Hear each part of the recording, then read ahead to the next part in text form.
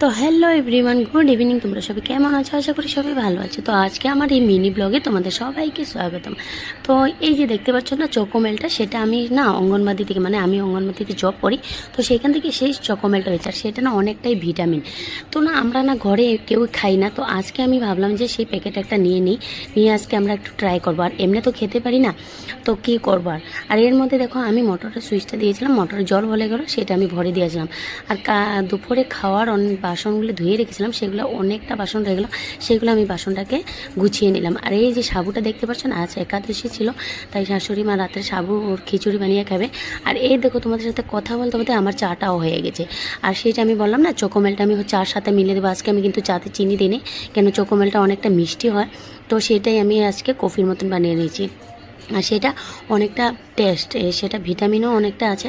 তো আমি সেজন্য আমার শাশুড়ি মা আর আমার ননাসের জামাইয়ের জন্য দুজনের জন্য চাটা রেডি করে দিলাম। এই যে আমি আমার ননাসের জামাইকে দিয়ে দিলাম, তারপরে নিয়ে গেলাম শাশুড়ি মার জন্য। আর শাশুড়ি মা বাদাম খাবে, আজকে অন্য বিস্কুট মুড়ি কিছু খাবে না, তো দিয়ে দিলাম। তারপরে নিয়ে এসে দেখলাম ভূতের ফিল্ম চলছে, মানে সেটা আমিই লাগিয়েছি। আমি অনেকটা ভূতের ফিল্ম দেখতে অনেকটা ভালো লাগে, তো আমার না চিরা কাঁচা চিরা দিয়ে চা খেতে অনেকটাই ভালো লাগে। তো গাইজ দেখো, আজকে আর আমার এই ভিডিওটা সন্ধ্যার টাইমটা আমার এতটুকুই ছিল। তোমাদের সেই ভিডিওটা কেমন লাগলো? আশা করি ভালোই লাগলো। আর ভালো লেগে থাকলে একটা লাইক করবে, কমেন্ট করবে, আর আমার চ্যানেলটাকে সাবস্ক্রাইব করে দেবে। তো tata, bye bye, love you আজকের জন্যে।